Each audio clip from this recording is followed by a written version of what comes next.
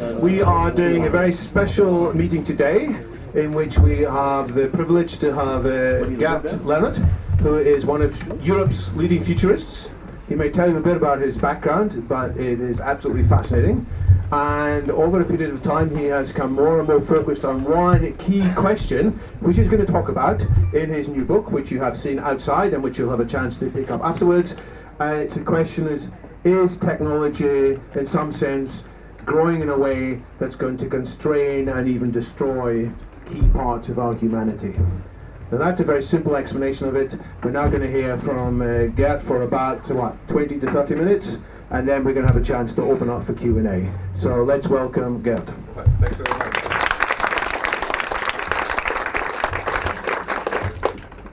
So it's really hot in here, and I'm afraid after I get done talking it'll probably be hotter for various reasons. But this is the book. It's 1 day old, just arrived yesterday.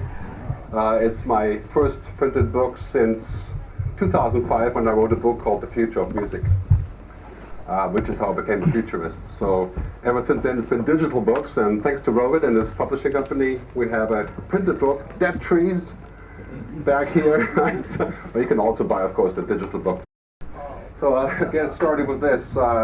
I'm a technologist. You know, I used to be a musician and producer. I always loved fiddling with knobs.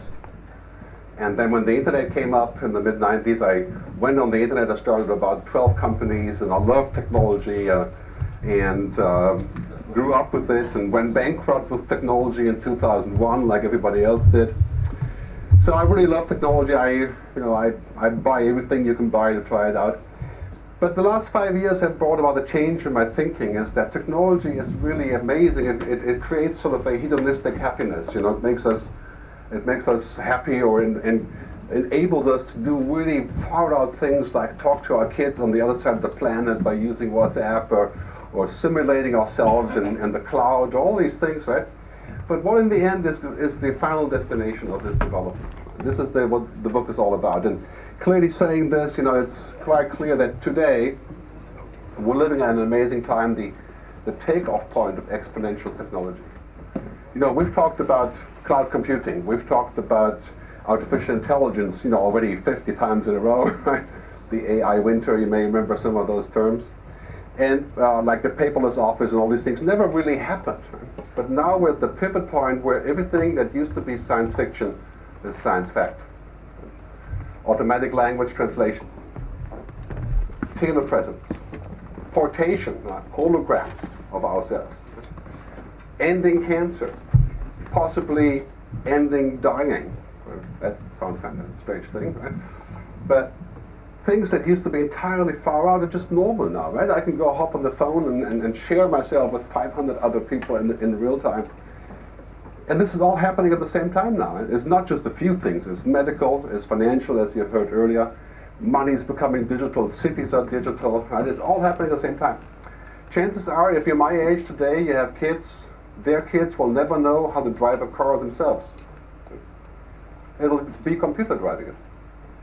They won't know what a book looks like, or a CD. Anybody knows what, you know, the plastic things? Yeah. Okay.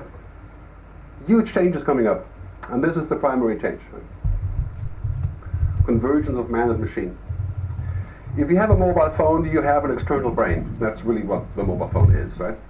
It keeps information, phone numbers, money, content, media, shopping. It's all in there. That's like a second brain. It's outside, but still. Now technology is becoming so powerful that the machine that we have in our pockets today has more power than the biggest computer in the world 15 years ago. In roughly 5 years, most of computers will have 1 million times the processing power of today. And they'll eat about 1,000th of the power. Mind-boggling developments. So you could say it's a clash of man and machine, it's a war maybe, right? It's a crisis, it's a convergence, a symbiosis.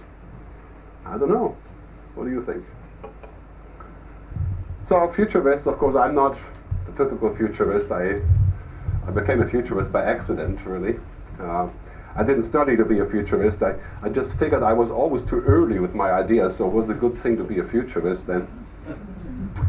And in this scenario, right, it's clearly the question, where are we heading with this? Does it mean we're going to become machines? Futurists in general, Ray Kurzweil, many others, are suggesting that our destination is to become technology. Like literally become technology. In the sense of implants, a second neocortex connecting to the internet, brain-computer interfaces. Just as normal as we use the mobile phone. Or a telephone for that matter. So it's a big discussion, and this is what the book is all about. It's about this discussion about if that happens, do we have control over it even? Can we actually do anything about it? Because technology is kind of, technology is the biggest moving business factor, commerce factor in the world. Technology companies are the most powerful companies, way beyond the oil companies and the banks. You may have noticed. I do 100 speaking gigs a year. 95 of those are for technology companies, or with technology companies. My company is called the Futures Agents. We advise companies how to reinvent, and most of those are technology companies. And this is a constant topic, right? This thing, the man-machine, call it AI if you want, artificial intelligence, call it a robot, call it Siri, Cortana, whatever. Right? And then there's us.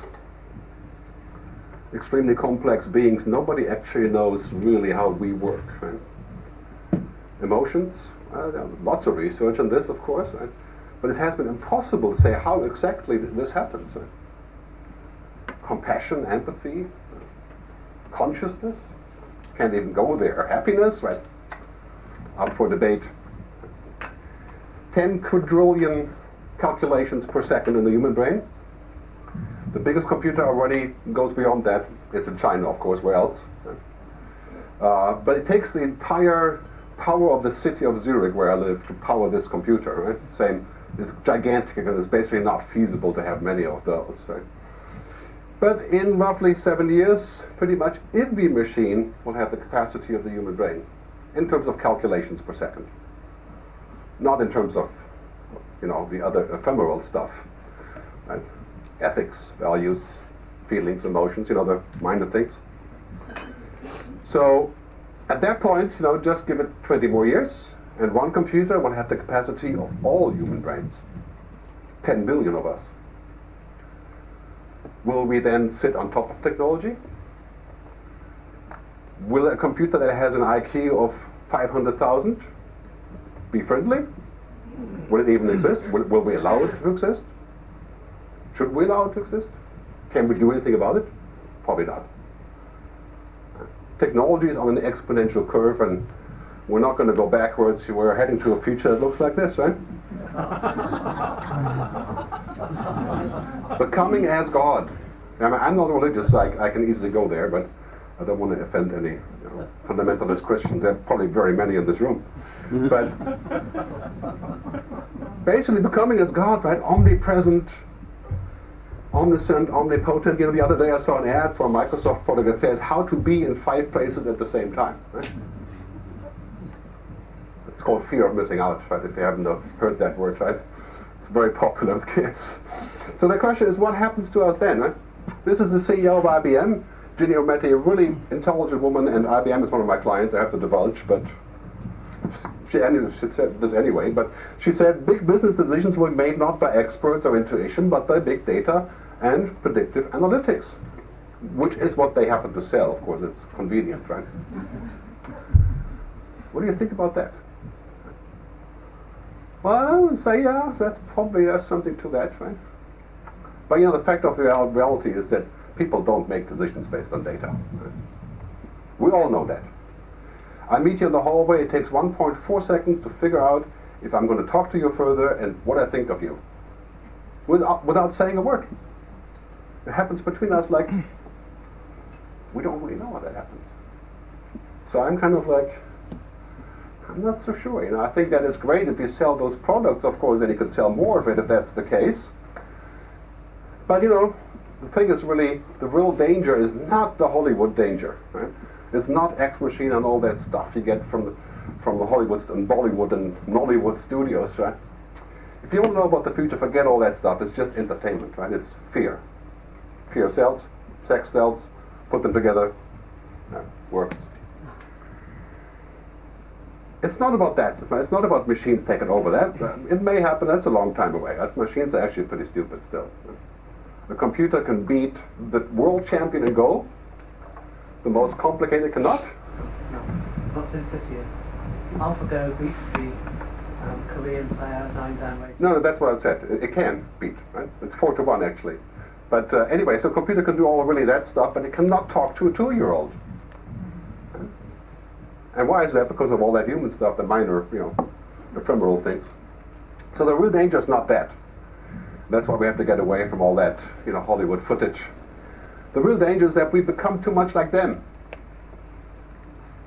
Because they're doing everything for us. The real danger is stuff like Tinder. I don't know if you're Tinder users. I'm not. I'm married. So I only do it, every other week. No, just kidding. But Tinder's a dating app, right? You swipe, you pick out a guy, and you get laid. Right? That's how it works. In a nutshell. So Tinder is a shortcut that essentially says I can swipe and it's sort of a market, it's like eBay, right? And it cuts short the entire process of dating. Turns out, a lot of guys who do this in big cities, right? It basically says, okay, I can get to the goal here pretty quickly using this app, why would I bother talking? Right? And it changes behavior. It actually changes behavior. I'm not one to judge whether that's a good or bad thing. I'm just saying that is what's happening to us. So we're actually changing. It's called the glass cockpit problem. Right? A pilot today who flies a plane no longer flies it with a stick or anything mechanical. It's all screens, glass. So the average time now a pilot flies the plane himself is 3 minutes per flight. Right? 3 minutes. And that means some flights not at all.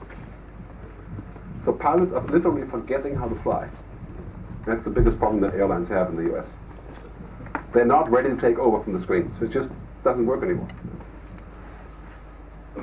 That could also relate to Tinder, I suppose. I'll leave that for you to figure out. And then we have stuff like this. This is a diaphragm, a Bluetooth diaphragm for pregnant women that tells you when it's time to give birth. Because it measures, the environment, I would say. Right? And literally, how would we know how to give birth without the Bluetooth device, right? What did we do before this? And then this diaper tweets when it's wet. Right? And these are real products, right? Technology is increasingly telling us to forget ourselves. This is this is a joke, obviously, right? But think about this on the exponential curve. What happens if these minor things, what we love about, right, become hugely amplified, just like cloud computing, artificial intelligence, like 1,000 times? We forget how to talk to people. We literally forget language because we have automated translators. We may not ever learn how to write anymore. Kids are already saying there's no point in writing because I can just speak to the computer. In 5 years, it's all voice control. And every single person that knows anything about the brain says if kids don't learn how to write, we're in deep trouble, right? Like literally learn how to write. I mean, if you have a brain-computer interface, why would you learn any such thing? No need. In fact, if you're a woman, no need to be pregnant. This is called exogenesis. This is a real project. This is not science fiction, right? The idea of giving birth in an artificial womb. To me, that's a crime against humanity. It's one of those ideas where I say that's called jerk tech, right? You might find that's interesting because, rather than being pregnant, you can go to the golf course or it's like having a doula, I don't know. Glass cockpit. Think of this as a minor thing. Most pilots would debate this. They can still fly, right? But clearly, Airbus is already rolling out the first giant plane, freight plane, that flies itself without a pilot. But would you step on a plane without a pilot? A robot? You will, if it's going to be 90% cheaper. Which it will, because there's no unions, no strikes, no pilots. So we're kind of forgetting where this whole thing is going with the glass cockpit dilemma. We could have that pretty much everywhere. We could have that with languages, with feelings, with diagnosis. You wear this Fitbit outfit called the quantified self. You guys familiar with this, right? I call it the quantified slave. It's giving you the illusion that you're actually doing something. And I would grant that some people actually do something. So there's a benefit to it. But is it really something that we would need, right? Will we be tool makers or tool made? This is a key question. This is a question not just in my age, but when you're 15 years old, right? Because you're facing a future where anything can be made by the tool, where technology has become the purpose, not the tool. Technology is the church. Mobile phones are the new cigarettes. The internet is the new smoking. Right? We cannot be without it. That's not a bad thing necessarily. I like to have a good cigar every now and then, right? It's all a question of moderation, right? So in this case, our friend Mark here goes through a hall of people equipped with their Oculus Rift virtual reality glasses. If this works, who would ever want to be without it? I mean, think about this for a second. Anything could be better wearing that thing, right? And if this is going to be $10 and not so obtrusive, it's like you have the mobile phone all the time now. Right? You sleep with a mobile phone. 40% of people sleep with the phone not in the bed, but next to the bed. Right? We would never want to be without it. If this works without a display plugged into my head, I can be Superman. Right? I mean, I literally would not ever want to be without it. Right? It's obvious. It's the best drug ever built. And free, most likely. So at this point, we're at this ramp of what's possible, right? We're at the takeoff point. So don't have any illusions about this, right? Moore's law is probably going to end because of the size of chips and physics and all that stuff, right? Okay, but everything else is going off like a firecracker. There's innovation in solar, in medical, in banking, in digital currency, blockchain. Like every week, there's a major thing. And we're here now.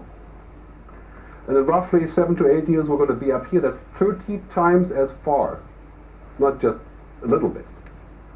And 30 steps further, it's 1 billion times as far in the exponential scale.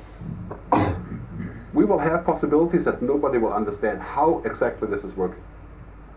We will have a computer that says, I am going to take over the social security system of the United States and figure out how to save a third of the budget and fire 90% of the people and do a better job. Entirely possible, already possible, as political difficult. I guess Trump will head in this direction. But we can't do this anymore. Right? We can't wait and see. If you have a business today, you can't wait and see, because wait and see means wait to die. That's why the banking guys are all over this. Right? It's like, we're going to die if we're going to be the next record labels if we don't do something. Right? At the same time, we can't do this.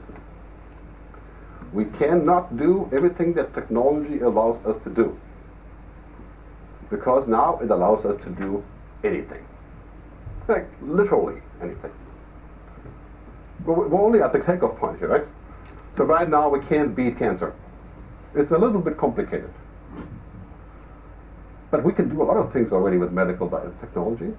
Diabetes, Alzheimer implant. Up this curve.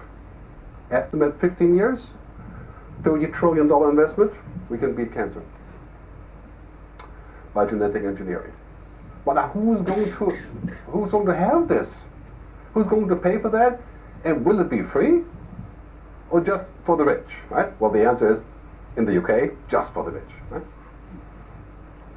I don't know. That means terrorism, right? You know what that means. It's the primary reason for killing other people is inequality, right? So just as an example, how we're going to this, we can't just say, well, of course we should have this. If we can beat cancer, we should do that. Right? Of course, it's a human responsibility. Right? I mean, cancer is a terrible thing. It's not just the number one disease, there's many others, right? But the same technology that will allow us to end dying or to beat cancer will allow us to build superhumans. For you to go to a hospital and say, I want my kid to have an IQ of 300 and very large ears. Right? Done. Sounds like science fiction? Not. really. I mean, you heard about CRISPR-Cas9, which is a gene editing technology, right? Just launched 6 months ago. It is possible to take the gene out using this technology to basically subdue it to not becoming active. Right? Gradually, then suddenly, this is the world that we live in. Right? You don't notice very much what is happening because you don't get, when you get to the curved takeoff point, that's when you see it happening. You know? Before you see nothing, like the paperless office was nothing, now it's everywhere. Self-driving cars, autonomous vehicles, 5 years ago was a joke. Right? The German car company said, these guys are idiots in California, let them go waste their money. Right? Today the number one initiative is self-driving, autonomous vehicles, electric vehicles, because the takeoff point is here. Right? Gradually and suddenly. Look at the what's happening with the Internet of Things. You know how things are connecting. Basically, I mean, look at this. Look at this growth, right? No wonder every big tech company is jumping on this, wants to make trillions of dollars with the Internet of Things, connecting our telegraphs and pipelines and bushes and taxis and kidneys and whatever, right? Artificial intelligence. You know how much money is being invested in teaching computers how to think? And this already happened 4 times before. 4 times. Since the 30s, right? The 50s, John McCarthy. Right? But now, this time it's real. Right? There will be no Google in 5 years if it's not going to be for artificial intelligence. Right? I mean, think about stupid searches today. Right? You go into this box on some machine, you type in best sushi in London. Right? It's so stupid. It's like so easy to run keywords against it and make billions of dollars.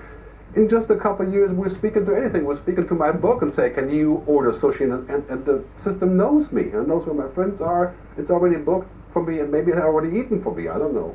Right? Gradually, then suddenly. So, in this transition of technology, we're heading down a path to, this is what I call the drug addiction path, right? It's magic. You know, technology is magic. This is the Apple keyword, of course. Magic, magic, this, magic, that, right? And I bought into it, of course. So, manic, right, where you get obsessed with doing stuff. That's not necessarily bad, you know. You're excited about stuff, maybe it ends.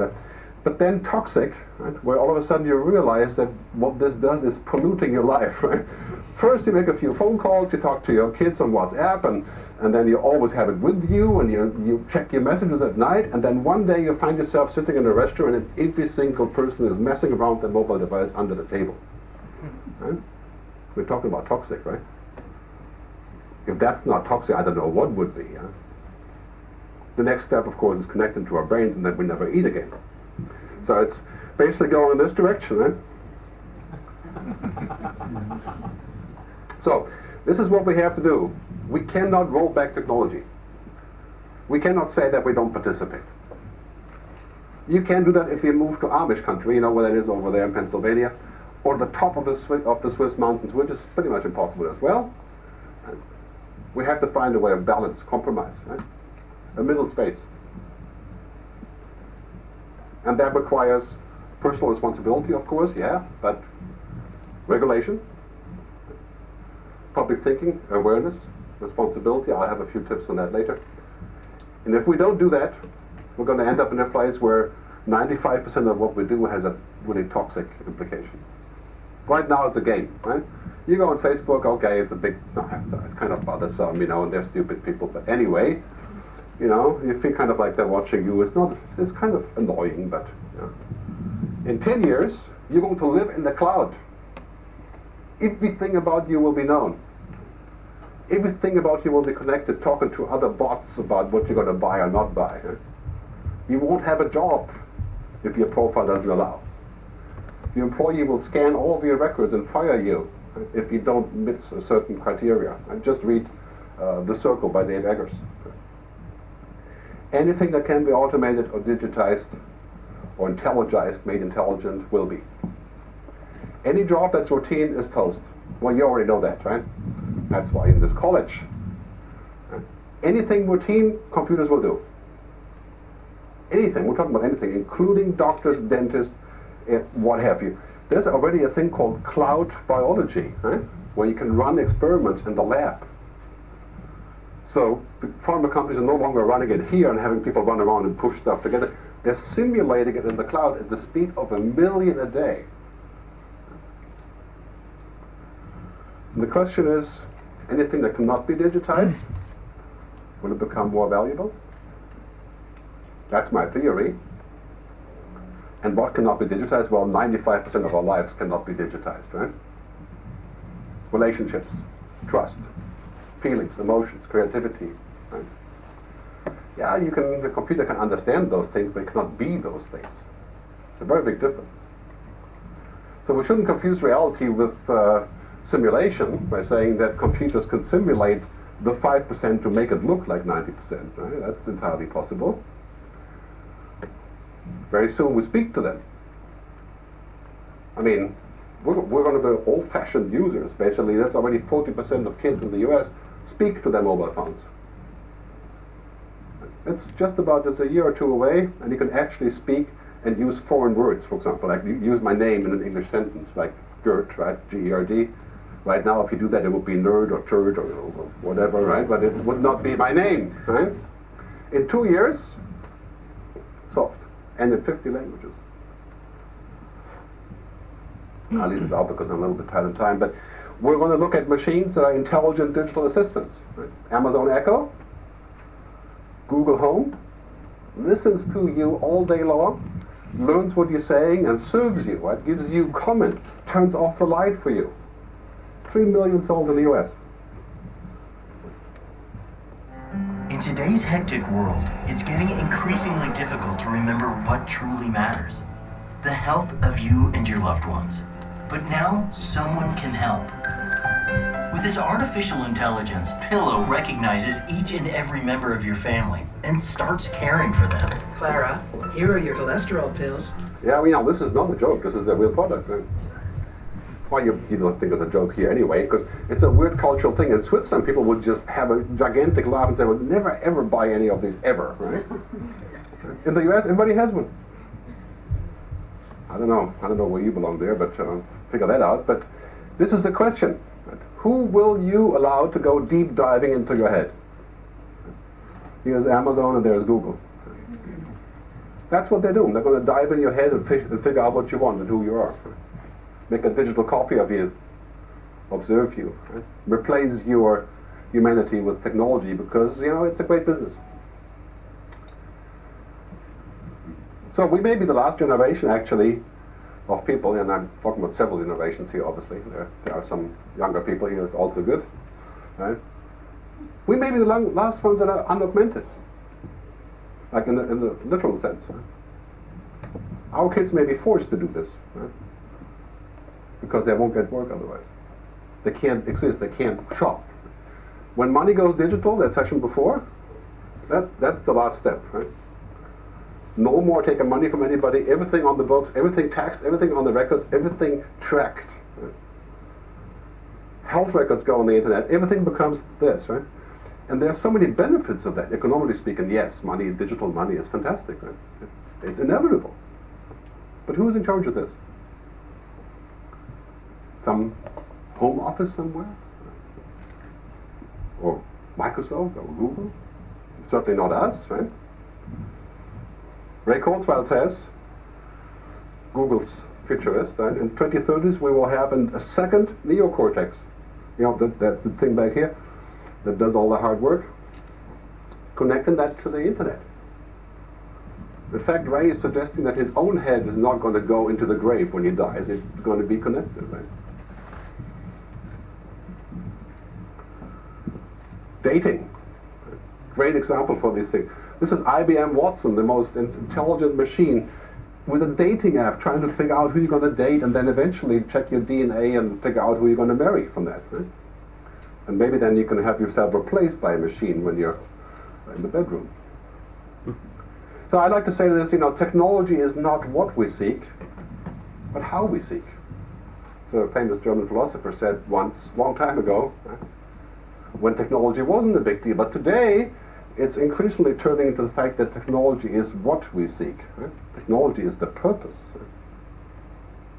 Right? Facebook is a great example. Facebook has was a tool, now it's a purpose. its own purpose, and we're just sort of fill material, the story behind it. So I like to say, as I put out in the book, technology is very good at hedonism, and there's nothing wrong with hedonism, right? I'm not saying that at all. The momentary pleasure of being liked, right?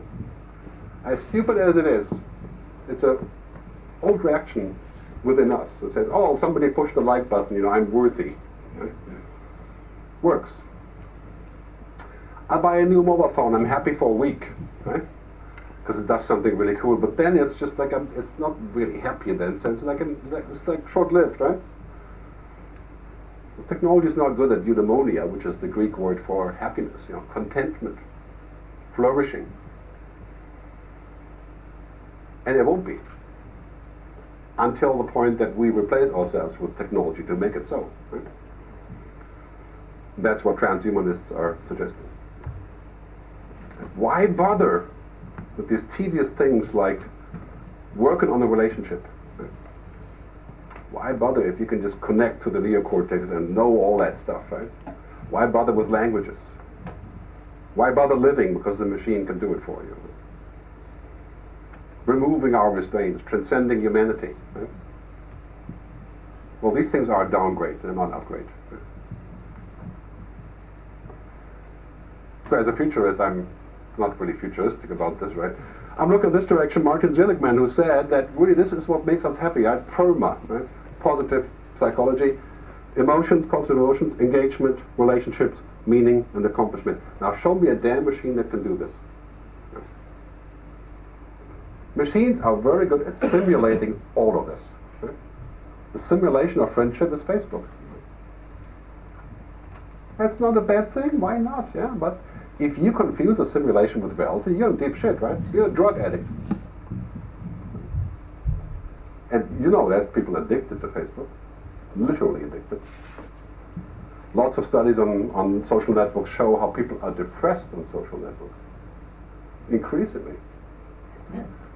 But still, I wouldn't say that's all a bad thing. It's just a question of balance, right? You can drink a bottle of wine for breakfast. That's probably not a good choice. Right? But should we outlaw wine as a result? Probably not. Kahneman also said that cognition is embodied, right? Living and learning is embodied. You think with your body, not your brain. Why are we so worried about our brain? Right?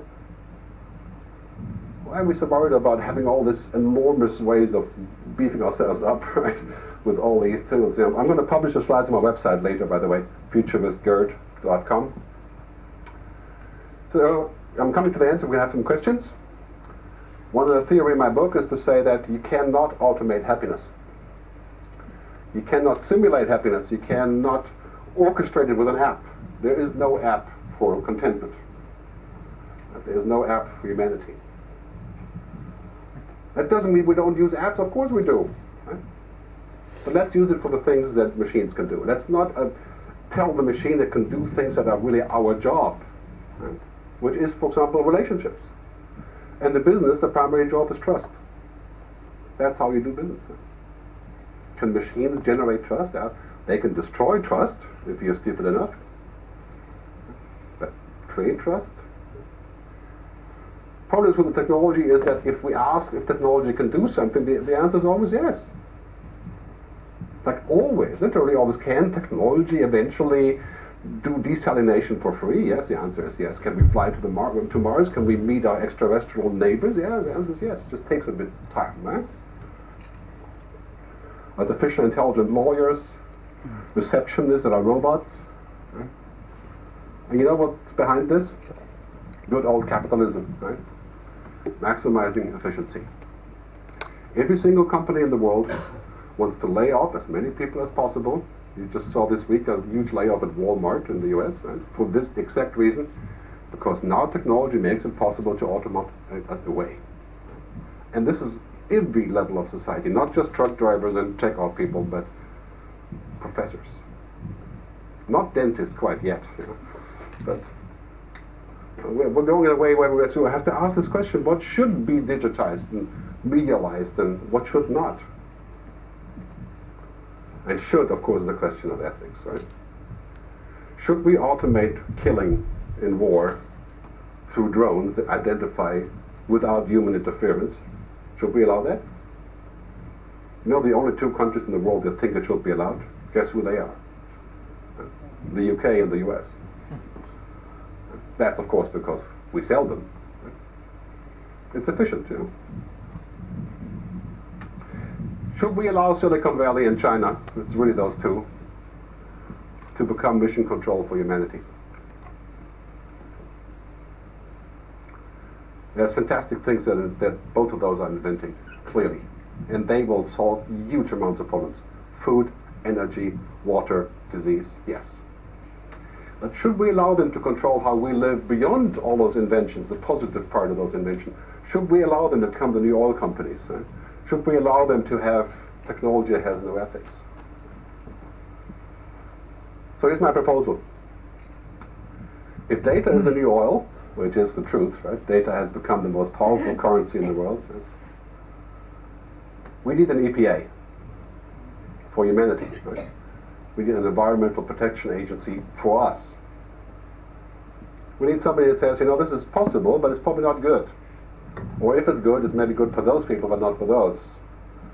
And who's in charge, right? Who's in charge of the data? Who's in charge of innovation? Who limits the consequences? Right? Who has the keys to that super intelligence in the cloud? And if we don't have a key, maybe the Chinese people have a key, and then, you know, what do we do then? Right? We know that scenario, of course, from nuclear war, right? I mean, looking at this chart, it's totally clear what's happening. The most powerful companies in the world used to be oil companies. Now they're tech companies.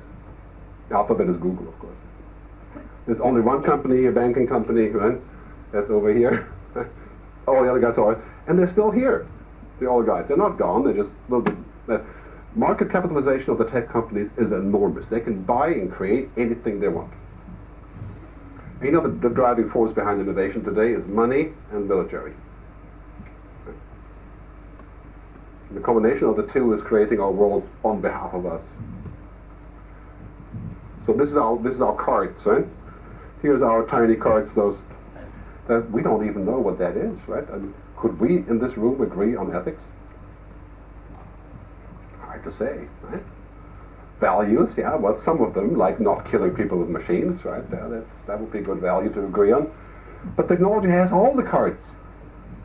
Like literally every card, right? Because it makes a shitload of money. It's a driving factor of economy, and it dominates our discussion. There isn't much what we could do about this. It's basically, this is what is happening. We're not going to go back and say, well, you know, we're not going to go forward with cloud computing because we have some concerns about privacy, right? That's just not capitalism, right? So now we're entering the era of digital ethics, what I call digital ethics, which is how to figure out how we're going to stay human in the world that becomes a giant machine. Inevitably so. And by becoming a giant machine, solving very, very large issues for us, it should be possible for us to be happier, right? Because we have limitless energy, sooner or later. We have limitless food. We've solved all the problems of poverty, which is true, right? All these things are positive. Should be possible to use that to a positive degree, right? We'll skip this and come to the end. So here's my story. I think humanity needs to sit on top of technology. To do so, we need a mechanism of control, of social contract. Right? Otherwise, you know what happened. What would have happened if the oil companies hadn't been regulated? We probably wouldn't be sitting here today. Right? Well, as unregulated as they really were in the end, right? The damage that they caused. Imagine if that happens with data companies. Right? No control, no oversight, no ethics, no real interest, but just being really fast innovators and disruptors. Right? I mean, that's all great stuff, but where does it go? Right? This chart shows you where it's going. Human intelligence is staying the same or learning just a little bit. I like to say machines get smarter, we get dumber. But you know, there's a slight increase here. Singularity, the point where a machine can equal a human. Roughly 10 years, you know, people are arguing about the time. Post-humanity, you know, the point to where one machine can beat all of us in terms of power. Right? And what we really need here is this, right? We need exponential humanism, not just exponential technology. To find a way to safeguard what we're all about. Imagine the end of mystery. You could never lie or never make a mistake, never discover anything by accident, because it's all tracked and looked at, right? And this is basically what's already happening in many ways. Right? If you work for a company, you don't serve on the internet, you serve on your mobile phone. Because they're not looking at that. So we need these things, and I'll really wrap up with that. To keep humanity on top, we need a global digital ethics council. I call this Humanity Protection Agency. This is actually already post-book, right? So I keep making up new ideas, but that's just my fault. But so we need an entity that is in charge of this, right? That discusses of, what is the ethics behind artificial intelligence, genetic engineering, geoengineering, transhumanism. What is wrong and what's right? And what is right and what certainly is not just black or white, right? If I have an accident, both my legs get cut off, should I get new legs if technology allows it? Yeah, that would be good, of course. But what if I feel like I want to have better legs? Right? It's already happening. People cut their legs off to have a prosthesis by purpose. Right? Is that a good idea? Should we allow that? And if we didn't allow it, would it be not allowable? I don't know. So, exponentially increased awareness, right? We have to put these things on every politician's and every public agenda. Those are huge decisions to be made. A basic income guarantee, which we have discussed in Switzerland, is inevitable. It's too early now, but it's inevitable. Self-regulation of the companies that do this. The National Rifle Association in the US says that guns don't kill people, people kill people. Right? I mean, that is the most stupid argument you could ever do, right? And the same argument is here, right? We don't do anything wrong with what we're doing with these things here. It's just that people tend to abuse it or give us too much information. I mean, it's the same argument, right? They are responsible for what they're inventing. Artificial intelligence non-proliferation agreement, just like for nuclear. That is the most imminent danger. Well, it's still 20 years away, but imminent in that sense, right? That we ever get to that point. Exponential humanism and education. Our kids should damn well know technology, that is clear, right? If they don't know that, then they're in trouble. But if they're not humanists, then they're even worse trouble. That's my view. So, teach them how to code, but if they can't talk to people, that's still not a good idea. New social contracts. And here's the worst part, we have to have a real reason to change. And that means we're going to have situations that are really, really going to bring it home that we have to change. Digital Fukushimas. So that's kind of a certain thing. So I'm going to wrap up here, and I was vastly optimistic. I'll leave this with my timing here. I'll leave this final slide here. My good colleague Douglas Rushkoff, who's also a great writer, he wrote a book called "Thrown Under the Google Bus." He coined this term, "Team Human." And since the book came out, which is only since yesterday, but since I started finishing the book, we've come up with this kind of theme of saying, we really need to have people to be on Team Human, right? To value what it is to be human. Not against technology, but next to technology, on top of technology. So that's my final word, right? Embrace technology, but don't become it. I think that is what our future could hold to make us happy in the end, right? And now you all have to buy the book, because otherwise I'll be a very angry human. No, just kidding. So that's it. Thank you very much for listening.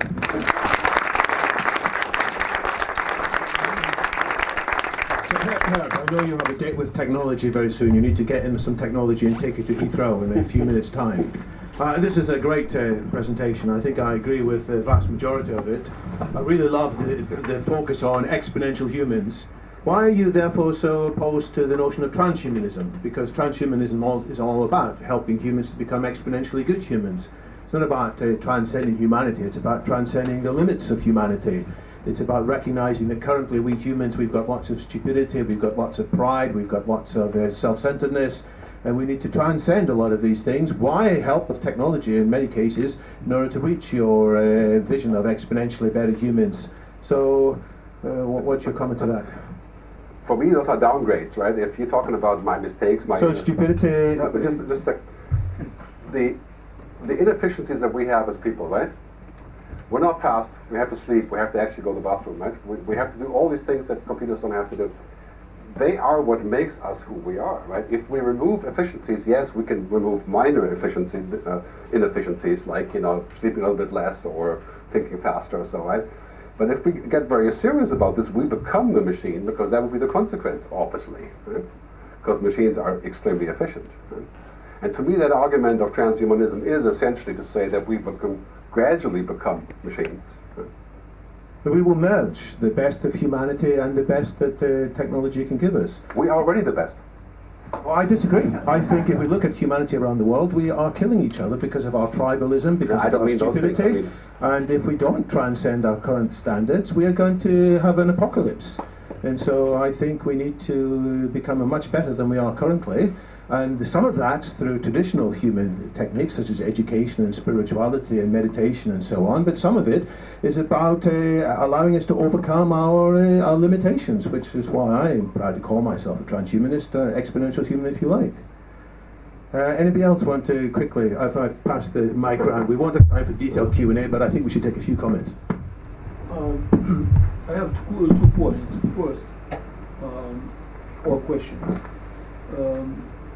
Have you analyzed your ideas in connection with the moral values of the religions? This is one. And the second,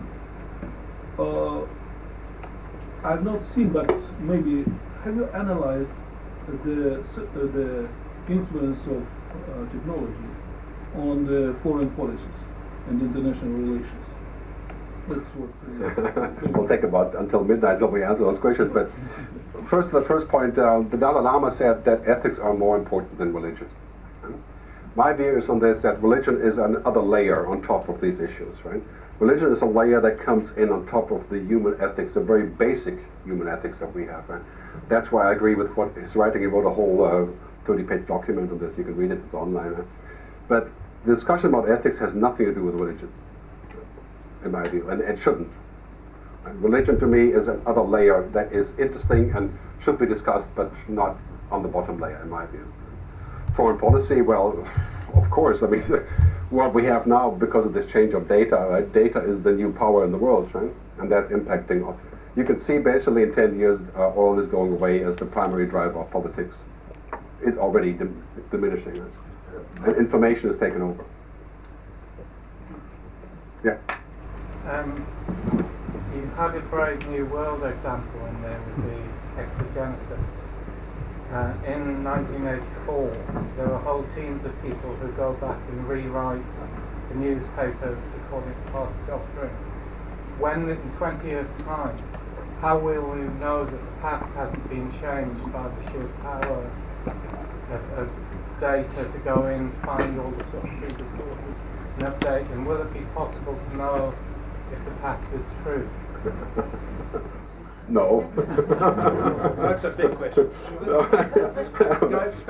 Interesting point, yeah. Hello. Sorry. Okay. Hello. Okay.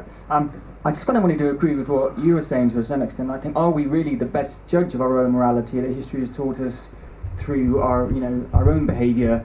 That are we actually the best judge of that? And actually, should we not be handing over some of that stuff to technology, making those decisions for us? Because we're actually pretty poor judges of what's right and what's wrong and what's best for ourselves, and we're very limited, and perhaps that's just ego to believe that we're the right arbiters even for ourselves on this planet.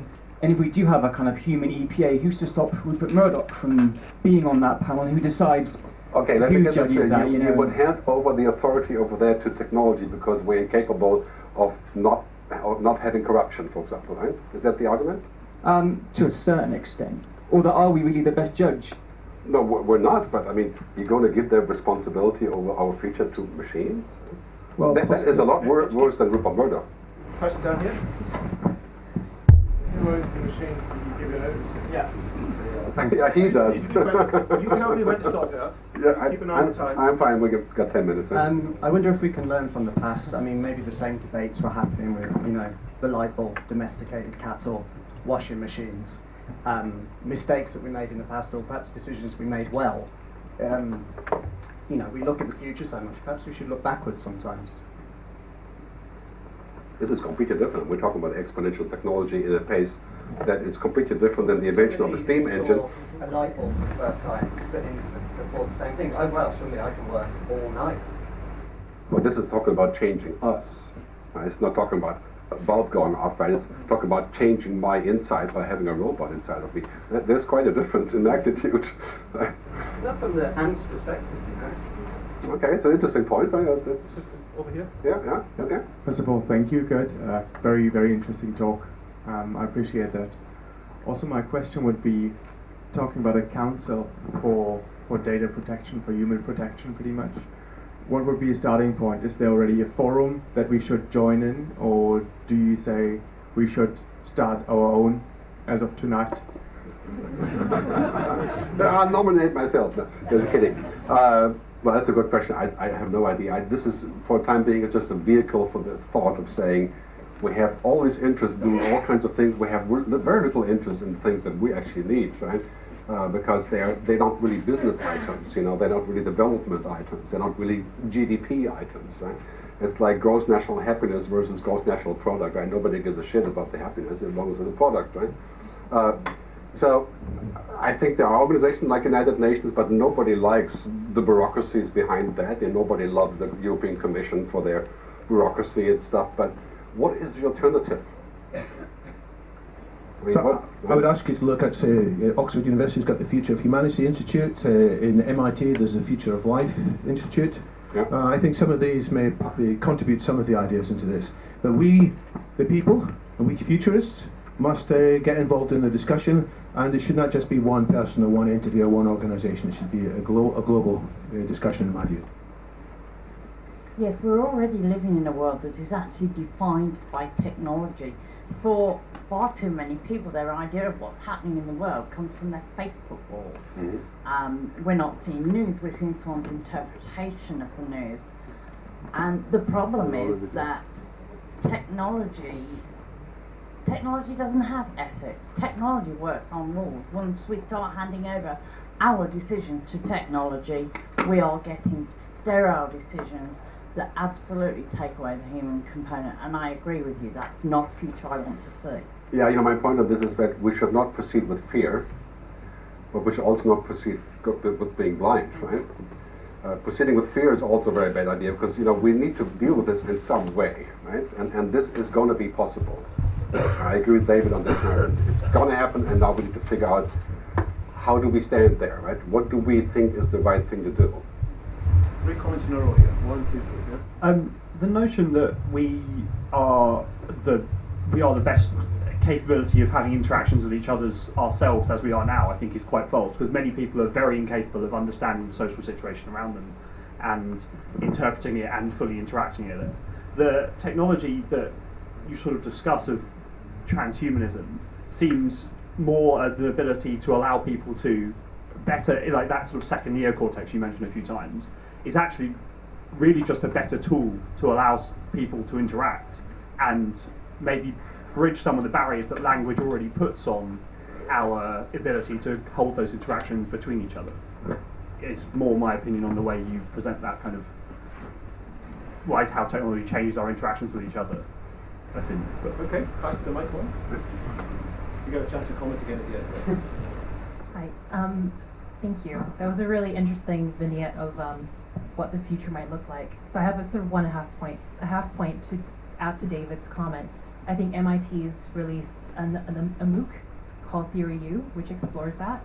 And then something I've observed, which I find really interesting, is I think when people talk about the future, they tend to see it from a utopian perspective.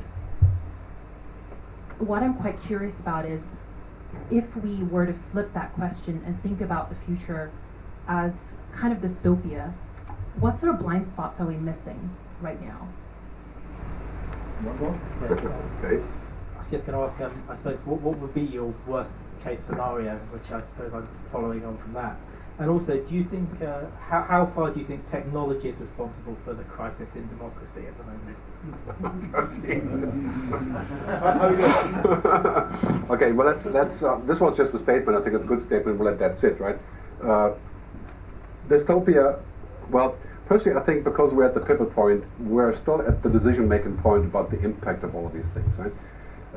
Dystopia is roughly, in my view, we have a 10-year ramp until we get to Singularity, pretty much, where we make those decisions about what exactly, how we're going to respond to that, right? And I think it's not very useful to look for dystopia for scaring us into responses, right? But rather to say, well, the 90% good that technology is doing, how can we grow that to be 98% and then reduce the bad to 2%, right?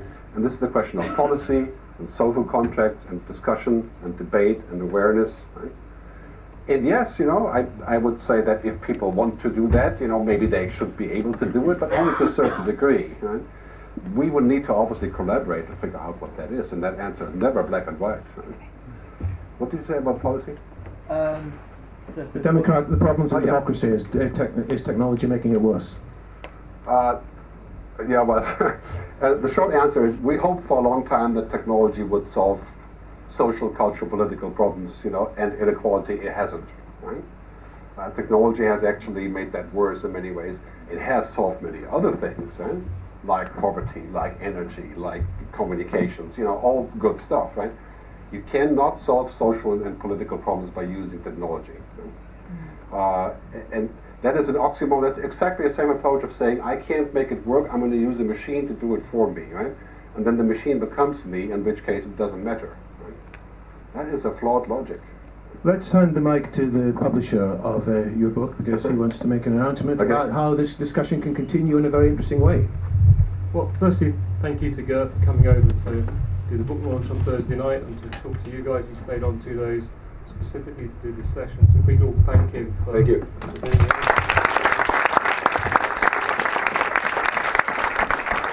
There's a special deal for London Futurists. You can get the book for £10 outside, and our other book that both Gert and David contributed is also available there. But what I really wanted to tell you about was the next big book we're doing, which is going to come out on Future Day next year, and it's looking ahead 50 years. The World Future Society was 50 this year, and we really want to celebrate 50 years of public dialogue around the future. And we're really interested in people who haven't necessarily published before, who might be interested in taking a look forward on a particular topic 50 years out. Clearly no one's going to be able to prove you right or wrong. It's more about willingness to do that. So we're kind of just flagging that. Also, we're growing pretty fast as a business, and we're looking for 2 people to join us.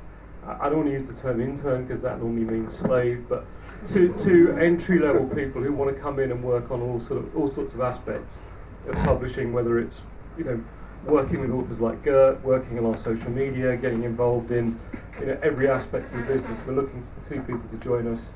You'll work like crazy, but you'll have a lot of fun. If you're interested, come talk to myself or Steve or Rachel who are outside. Thank you. And thanks once again, Gert, for making the time to... And, you know, the discussion about the book is, as you've noticed, you know, there's obviously quite a few things still to be discussed. I don't have the answers for 98%, but it continues on the website, techvshuman.com, techvshuman.com.